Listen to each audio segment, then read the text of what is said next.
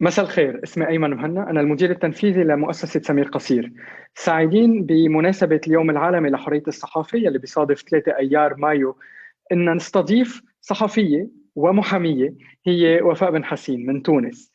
حاليا هي موجودة بالولايات المتحدة. وفاء هي مديرة برنامج التكنولوجيا المسؤولة بشبكة أوميديار، لكن في رابط مميز مع مؤسسة سمير قصير وتحديدا مع جائزة سمير قصير لحرية الصحافة، كون وفاء وصلت للمرحلة النهائية بجائزة سمير قصير عام 2013. كمان اشتغلت بمجالات عديدة حقوقية وتكنولوجية، وكلها مرتبطة بحرية الرأي والتعبير وحماية المستضعفين حول العالم أنهم يقدروا يعبروا عن آرائهم ويقدروا يطمحوا لتغيير سياسي ولا تغيير بيحفظ حقوق إنسان كل مواطن ومواطنة. وفاء، أهلا وسهلا. أهلا وسهلا. Thank you so much for the introduction. رح ننتقل أكيد للغة الإنجليزية بالحوار، لكن بذكر أنه هالحوار رح يتطرق لموضوع جديد نسبيا يلي هو الصحافة في الميتافيرس، Journalism in the Metaverse. وهيدا حوار ضمن فعاليات جائزة سمير قصير لحرية الصحافة لعام 2022، ورح يعني هو عبارة عن حوار سريع باللغة الإنجليزية مع وفاء، كونها عندها خبرة قليل ناس عندهم إياها بتجمع بين الشق الحقوقي، الشق الصحافي والشق التكنولوجي. وفاء, to start with a very simple question, what is the metaverse for those who have just heard about it or have just heard about Meta, the new Facebook company name? What is the metaverse? Let's try to explain it in the most simple terms. Thank you, Ayman. So a good thing that you mentioned the Meta, because we first started hearing about the metaverse when around 6 months ago, Facebook announced that it was rebranding to Meta and that it would start pivoting all of its attention towards the upcoming metaverse. So their metaverse would be a virtual reality social platform, but they're really not the only companies that are engaging in this endeavor. We have companies like Roblox, Snap, Unity. They're creating all these user-generated video games as well as new immersive worlds. And just in mid-January, we saw that Microsoft announced plans to acquire Activision Blizzard, which is one of the leading game developers, for almost $70 billion. And so in announcing the acquisition, Microsoft also said that this purchase will provide the building blocks for the metaverse. So of course, asking what is the metaverse is exactly the right question at this very moment.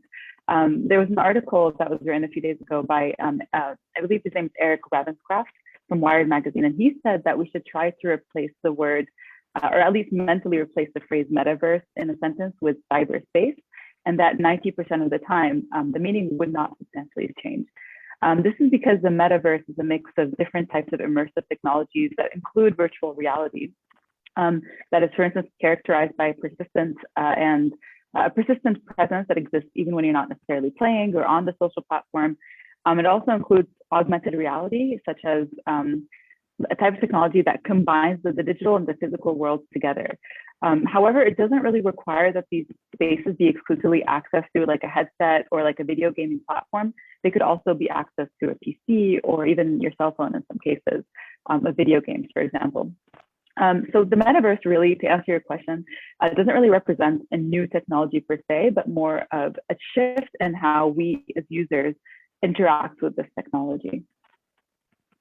Thank you. So you mentioned that we can be in the metaverse without being connected at that specific moment. So what happens in our absence?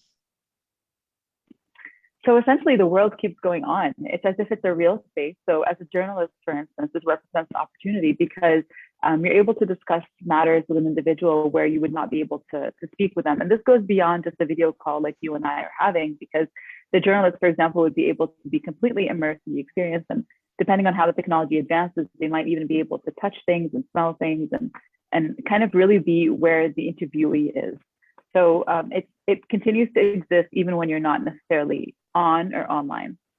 But will the interview that I, as a journalist, am conducting with someone else in the metaverse when I am not connected, are these questions pre-recorded? Are these questions AI generated because, the software knows my interest, knows what I am reporting on, and will it be AI generated in terms of, the story being written, the editing being done? So that's a really good question. I think there will be a lot of different modalities within which journalists will be able to instrumentalize this new way of interacting with the technology, right? So perhaps there could be a way where you as a journalist decide, okay, you know what, I already know what I want for my, my introduction, my middle, my conclusion. This is how I want it to be set up. And I want the interview to be self-executed, for example. But I also see a lot of opportunity in not doing that, right? In scheduling the interview or in having those questions. And really kind of being live with the person. Like instead of you and me discussing on Zoom, essentially we'd be sitting in a room where, we'd have the same type of sensory stimuli that kind of join our experience together. So it could go in a variety of different ways, and actually touching on the distribution of content and how, like you mentioned, algorithms and, would it just be created like a story? And there are some privacy concerns actually around that. We're going to talk about the concerns, but in a way, we just gave a few examples about how to report from the metaverse. But let's go back to the more physical world and ask you, how should journalists report on the metaverse? So who are today the journalists in the world, but also probably in the MENA region, interested in reporting about the metaverse? And for those who want to start to write about it or have TV reports about it, what should be the main angles? What should be the main questions they ask so they perform their main duty, which is to educate and inform the public? That's such a good question as well, because I was one of the naysayers at first. When everybody started talking about the metaverse and what it means, I was one of the first people that was, oh God, this is yet another technology that is going to probably, like VR a few years ago, right? We thought VR was going to take off. It didn't necessarily do so. But I've come to see really this as an opportunity for a lot of different actors in the civil society space, as well as the private sector, obviously, but especially for journalists, because there's a very large opportunity, I would say, to report on the metaverse or like tell the story of the metaverse, as well as like influence its development through focusing on some of the challenges and considerations that all of these different actors should keep in mind when working with the metaverse. So these include producers, developers, companies. These are all, human rights considerations, for example, they should be keeping top of mind. And honestly, we all love shiny new things, but at a certain point, I think journalists are a critical component of this conversation, because they will be the ones who continue to exercise their critical, core journalistic functions, like challenging the norms and the viability around how we interact, or like this new way of interacting with the technology. I should also say that the demand for journalists in particular will be heightened, specifically around the modalities of, that the modalities of the space implicates a lot more than just like text and video. So there's a new way of understanding information. And I think journalists or the media sector generally will be a very critical component in having these conversations. And then one last thing I wanted to say is, I mentioned earlier about algorithms and distribution. I think publications or publishers need to be really aware and keep an eye out around how content is distributed in the metaverse, because I think it may very well be at sometimes maybe algorithmically distributed, and it would be really important to challenge like what goes into that algorithm and for what reasons. And of course, we see this a lot with like social media, and we see polarizing content kind of go to the top. Will the metaverse be the same? We don't know. It'll be really important to kind of push and answer the questions around like how does that algorithm work, if it will be used. But for this conversation to happen and to really touch upon the most important issues, the metaverse needs to be inclusive. One of the main problems with social media algorithms is that very few people at first understood how these algorithms work. And today we're paying the price with all these, the bubbles that we live in, the fact that information doesn't flow anymore. So if the metaverse is exclusive or is extremely elitist and is limited to a number of people who have very good internet connection, who have actually access to some of the devices, to some of the software that are still quite expensive, how can we avoid the repetition of the same problem we had with social media, which is the algorithm being developed by and for the happy few that have access today, and then all the others who will join from other continents, other ethnicities, other social classes, other nationalities or genders in the later years will have to deal with it and be the victims of not having been part of the discussion from the start. Yeah, I think so. With regards to social media, you mentioned the algorithms. I think we still don't understand a lot of these algorithms, right? And I think it's not necessarily. I mean, we as civil society and individuals who care, as people who really want to incorporate the elements of human rights into technology that we use every day, we have not necessarily been we haven't really been successful in pushing this conversation, at least with Web 2.0. We're trying to be as much as possible. But with Web 3.0, I think you're right in that it is elitist and it's very difficult to access. It's more exclusive because even if you think of like the price of a headset or one of the brands, it's upwards of $600 or 5G connection. Or a 5G connection, exactly. So it's not very easy to kind of enter this whole debate. But I think what's necessary for journalists and civil society generally is that, look, we've built networks over the years, right? We've known each other for 30 years, 40 years. Generally speaking, on the whole, there is kind of this partnership and this collaboration that we've developed. And I think it's really important that for those who do have access and have the headset or the 5G connection, I think it's really important that we continue to have these conversations in an inclusive way. So even if I don't have access to the device and I don't necessarily know what the technical aspects of using it might be, I should be involved in the conversation, because guess what? I mean, for instance, issues around privacy or even freedom of speech, or I didn't necessarily look into freedom of speech with the metaverse, but this will implicate people that are not using the device, right? Like, it'll not just implicate the people who have the headset on. So I think continuing to use these networks that we've developed and sharing information, I think that is one of the primary ways within which we can actually advance in pushing for inclusivity and respect for human rights when it comes to the metaverse. Again, I know it's not a very straight answer, but it's just difficult because the way it's playing out right now, we're just trying our best to not replicate the same mistakes that we've done in the past. We say this also about our physical lives. Today is World Press Freedom Day, although this conversation will be aired on Friday. But Reporters Without Borders issued its annual ranking, and the two countries that we come from have dropped significantly. Tunisia lost 21 positions and dropped to the 123rd position, I think. Lebanon lost 27 position. I mean, truly, sorry, I know it might be, re-edited, but 21st points down for Tunisia, 23 down for Lebanon. Because of democratic backsliding in countries where we thought at some point that things were going in the right direction. So this idea that something is going in the right direction is never to be taken for granted. We can have real serious setbacks.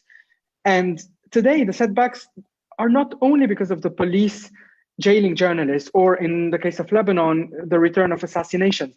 It's also because of three other challenges that we don't speak about enough when it comes to press freedom. Privacy, and I know this is a topic that you care about and know about a lot, but also the economic and the business model for journalism, and the fact that we are struggling to find independent, sustainable media organizations, in addition to the issue of safety of journalists beyond physical safety, taking into account digital safety, psychosocial safety.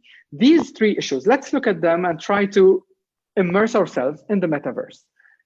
Safety, in the most holistic definition of the word safety, privacy, and then we're going to talk about business models. So let's start with safety. Many people reporting about the metaverse, specifically talking about the field of video games, have reported a lot of cases of assaults taking place online in the metaverse, even and specifically when people are themselves offline. How important is this issue, and how specifically can it target journalists? It's very important, to answer your question, and it could target journalists very directly, as well as any other type of advocacy-oriented individual or unwanted or voices that don't want to be heard by those who should hear those words. So I think it is a real problem. I think the most important thing is that we continue to, what I see as a challenge, and this hasn't really been spoken about a lot, but I do see kind of a challenge around the discussions we had in the early days of the internet and how the law applies around different jurisdictions, right? So you would have a cross-jurisdictional platform, a social media platform that would have different types of community contracts or community standards. as opposed to actually having the law apply, or specifically around the cases of like harassment. Oftentimes the platform standards could be higher than local law legislation. I think what's more important in the metaverse is that we actually continue to apply the same types of laws that individuals would be afforded and held accountable to in person in the metaverse as well. And I say this because remember earlier we mentioned the persistent virtual presence that just doesn't go away. So I think it's more comparable to real life than actually using Web 2.0 platforms. So I think it's really critical that we continue to talk about how, of course, I'm not saying the law should apply tit for tat, this for that. And which law? Exactly, I mean, are we talking about the American law? Are we talking about European law? Are we talking about, Egyptian law or Saudi law or Iranian law? Yeah, no, Russian. And this is a conversation, exactly. It came up a lot in Web 2.0 as well. And I think these are conversations that need to be had. And I think for us to be able to have them, we need to have a wider number of stakeholders, different types of stakeholders around the table. Right now, the table is very narrow. The only individuals that really know how the metaverse really works are the engineers that are actually making it and developing it, as well as users who perhaps have engaged with it. What about the policy units, the policy teams inside Meta or inside Google? Do they know? Or are they here to sugarcoat and convince us that they're doing the right thing? I don't know. I mean, I think that's a really good question. I hope you get to speak to somebody who works at Microsoft or Facebook or Meta, because I think I would venture out and say from a policy perspective that a lot of folks are still trying to figure it out, including individuals that work in the companies themselves. So I think it goes back to your original point about how exclusive the technology is. I think, yes, there is the potential for it. Look, for a technology, an innovative technology to be disruptive, it doesn't necessarily have to be at scale, right? I think scale just introduces us to a different dimension of how that technology could be rolled out. But I think it could still be disruptive. I think it will still be disruptive, even without being launched at scale at the moment. Practically, maybe it's science fiction what I'm asking. So my avatar, my other self is on the metaverse. And, because I'm using a connection to actually access the internet from a device that also has my pictures, contact details about other people, maybe recording of conversations I had with people, and I work in the field of journalism. Can, for example, the avatar of, the police or people who are working with, non-state actors come and torture my avatar on the metaverse and extract information that are shared by both the physical me and the cyber me? That's a very simple question that is related to safety, to secrecy, to actually also protection of sources. And this is a very basic question that happens in the daily life. What is it likely to happen on the metaverse or in the metaverse? Yeah, absolutely. I think, as I mentioned earlier, I think it's the merging of the virtual and the in-person is very direct and very close and intimate. So whatever conversations that you'd be having as a journalist with, let's say it's a human rights advocate, and of course all of that data, because it's not just regular data too, it's a lot more detailed, it's a lot more accurate. It gives a much more personalized and specified profile around the types of subjects that you follow. I think even some, you can extrapolate based on one interview you did to determine how Ayman will host the next interview. And so I think, the potential for the abuse of that information is tremendous. And I think the potential for abuse of the journalist, him or herself or themselves, would also be pretty high, because I think, you could just decide, okay, I'm going to put my headset away and I'm not going to connect there anymore. But when your job or your livelihood depends on, for instance, creating content to actually distribute to folks, I think that would really put some lives at risk. And it's directly linked to the issue of privacy, of information that's being collected, and also the information that I'm generating. So what is today the state of conversation about privacy on the metaverse? Who is having this conversation with whom? And is there any good news at this very early stage, or maybe the repetition of bad behavior should be an indicative of something going the wrong direction now? I would hope not. I think there's a lot of civil society organizations globally, especially those that are, I would say, not younger, but newer in their approach with technology. I think there are a lot of organizations I've seen, and a lot of them are based in the United States, are interacting kind of with the technology as something that is here to stay, right? And I think having that attitude is critical because you're able to really assess the technology or like a new way of interacting with technology for a wide variety of different aspects, and not just privacy, but also, you know, disproportionate impact on people of color or minorities, or, you know, or different types of vulnerable or non-privileged individuals in society. Also looking at the health aspects of that, or this persistent presence I mentioned. What does that mean? You know, so I do see that conversation really starting at least to form and to bubble up slowly. But insofar as privacy specifically goes, I think it's really critical to remember that, you know, the way the metaverse operates, I would talk about privacy in around two main aspects. So the first one will be the type of data that you said, was collected about yourself or the user of the headset. And these types of devices, as I mentioned, you know, they typically collect a lot more accurate information and sensitive types of data than what you would see in social media platforms of Web 2.0, like social media, for example. And so these devices will actually be collecting information around how the user is involuntarily reacting, including through like the tracking of eye movement. If the user is also wearing like a wearable technology, they can also link the eye movement tracking to other health data points like your blood pressure, your heart rate, your breathing rate. And that actually could lead companies or the operator of that headset to generate ever more detailed profiles of who we are, what we believe, and what we think, and how we might think in the future. So that is one type of privacy considerations to keep top of mind. The second one is around bystanders, right? So it's around the collection of data around individuals that are other than the primary user of the headset.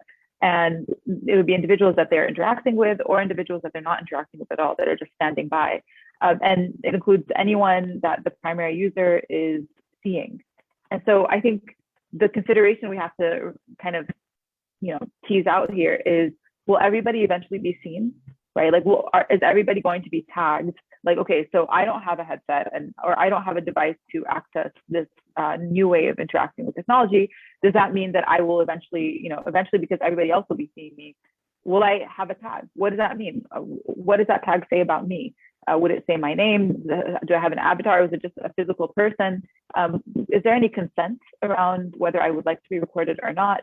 And I think also when it comes to privacy in public spaces, generally around the world, I would say when it comes to technology, we've lost that battle time and time again, especially when it started with photo tagging on Facebook. And so I think eventually there was a biometric facial recognition of individuals that did not choose to be on the platform. And Facebook was the one who kind of rolled that feature back. And so, you know, it's just a question of, you know, how we as a society where do we want to kind of establish these norms? Where do we put a red line in the sand, so to speak, of, okay, well, this is the information that a bystander could, you know, share about themselves, and this is information that is private. So, and one last thing is that, you know, these sensors on the devices will take more than just, like when I say data points, it sounds very dry and minuscule and minimal, but it actually collects a lot more than just video and audio, and if depending on the technology, it might also be able to like scan in 3D. I don't just mean have a camera. You know, you could see the environment that the person is in, whether it's in a house or a public space, or so there's like I said, if everybody's using these devices in a number of years, what does that mean for all? Well, isn't it a lost battle in the sense that, yeah. I mean, we just mentioned the democratic backsliding in Tunisia, the drop in press freedom in Lebanon. We know that in Lebanon today, people are struggling to actually buy food and medicine and formula for their kids. At the same time, we also are watching the war on Ukraine. We witnessed, for example, the French presidential election. The US will soon have their midterm election. Lebanon is in the middle of its own parliamentary election. Not any single candidate has been talking about what we are talking about, which are things that will be defining our social contract and what it means to be free, what it means to be an individual, and what it means to be free to choose. And we're also talking the day the Supreme Court in the US is overturning Roe v. Wade. So when such fundamental things that we thought were normal, I mean, our right to choose, our right to have access to food and healthcare are being rolled back and destroyed. Of course, people won't be interested in the conversation we're having, and policymakers are completely also avoiding these questions in election campaigns, whereas this is what politics means: the relationship between people and other people and society and how and power structures. In the absence of such a discussion, shouldn't we actually acknowledge that it's a lost battle and a lost cause?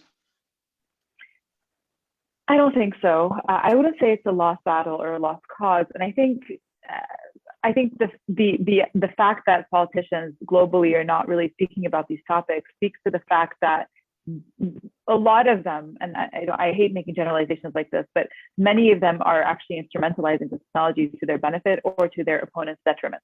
And so I think it's, whereas these conversations that, for instance, the French presidential elections, they were talking about, I don't know, like how people dress. You know, it's not, weren't talking about how people are becoming socially polarized on social media, because nobody wants to have that conversation. The truth is there are these new technologies that are, it's arguable whether they've had a net benefit or a net loss on society. But I think it's not a given that they have been only good for the world at all.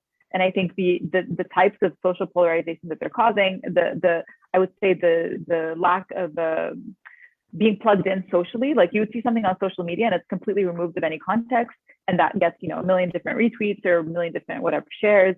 And I think nobody wants to really discuss that. Sure, they can mention it in a debate when they're trying to say that their opponent is polarizing the young or whatever it is, but they're never going to have a real conversation about it, especially during election season. So, in the United States, for instance, we're waiting on different types of legislation around regulating social media. But I have strong doubts that anything will pass before the midterm elections. That's what everybody's paying attention to. How is it anything but a lost cause, given what you just said? Because so where is the source of hope? Yeah.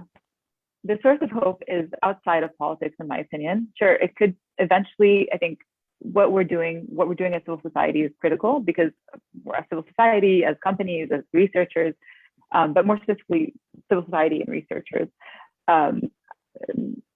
We have tried to involve companies in these conversations for many years. And I would say that there's some level of success in those conversations, at least a little bit. There's a willingness to, we haven't always seen this, but there's kind of to discuss certain issues, given the sheer amount of ink that's been spilled around surveillance capitalism and how social media works, et cetera. So the hope for me is not necessarily with politicians that have been in office for decades already. My hope is within individuals like you who are asking these questions about what does the metaverse mean? How do journalists actually,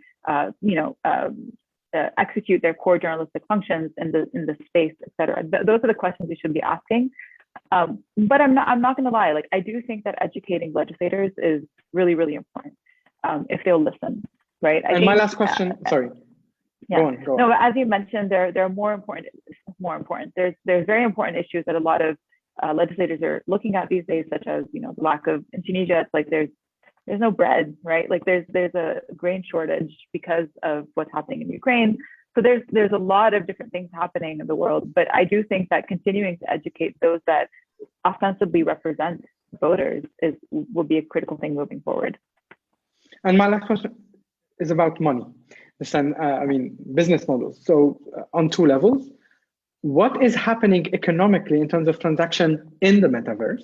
And can a new media organization, virtual one, be created only there? And what type of business model would it have? And would it at some point compete with those that exist in both the in-person reality and in the cyber reality? So that's first question. And the second one is related to the economic interest of the companies developing the metaverse and their potential business deals with countries where values of freedom and of privacy are at the very, very bottom of concern of the rulers. So what is happening economically on these two levels? Okay, so that's a big question, but I'll try to answer it efficiently. I would say that there's a lot of economic opportunity for companies to actually sell different products. I'm just worried about the metaverse becoming one large mall of everybody trying to buy different content and different clothes or different whatever it is that you can use on the metaverse. I do see, however, there is the potential and the opportunity for journalism to have kind of a new type of media through using these types of immersive technologies. And it can actually be really exciting. I mean, at a very basic Can you give us level, an example? An example. So yeah, at a very basic level, I would say I haven't seen this yet happen. And I've never used I've used it like in a test way, but I haven't used one consistently and consistently, like a headset.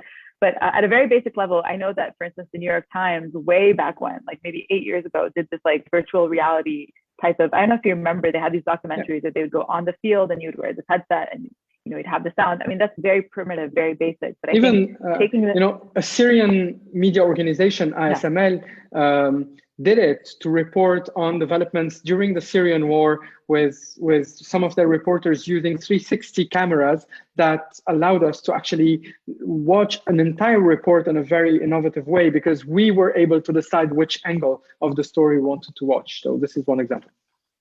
Exactly.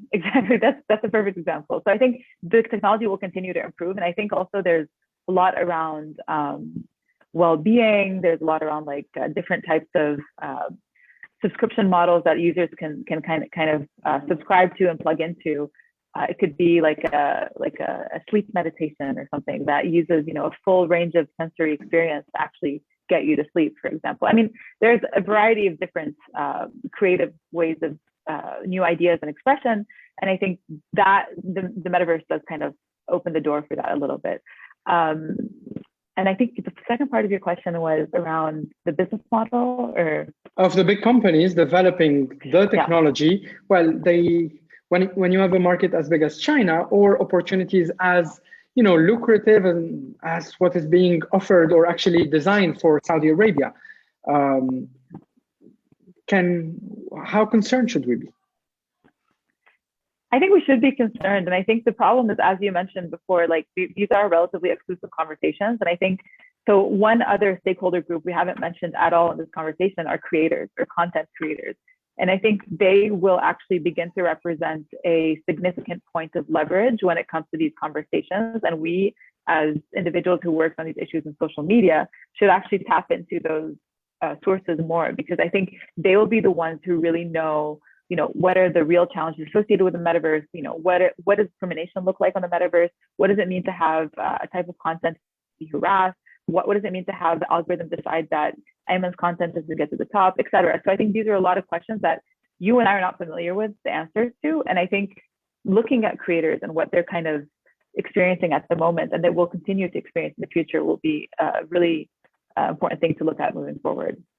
Thanks, Wafa, because basically the most important point, or what I would keep from this conversation, is the importance of building bridges across disciplines. You mentioned the importance of connecting researchers with civil society, with content developers, because at the end, you can have a lot of cool devices, but if the content is not interesting, the entire technology will not fly or will not succeed. So it's important to have very attractive content. And if we manage to build a smart alliance or bridge with content developers, maybe this is one of the paths to avoid some of the pitfalls you very clearly mentioned today.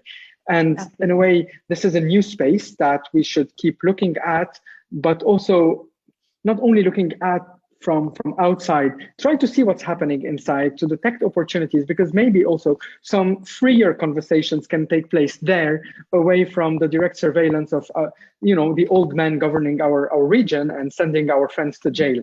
So again, this is a new challenge and a new opportunity for freedom of speech, for press freedom all over the world, and more specifically in our region. So thanks again, Wafa, and I look forward to other conversations. It's always so enlightening to have you part of this debate, because you're one of the people who are on a daily basis making our online world a better place for our offline everyday life and human rights. Thank you again. Thank you for having me, Ayman. It's always a pleasure to be with Samira Astier, and thank you so much. Take care. Bye-bye. Take care. Bye.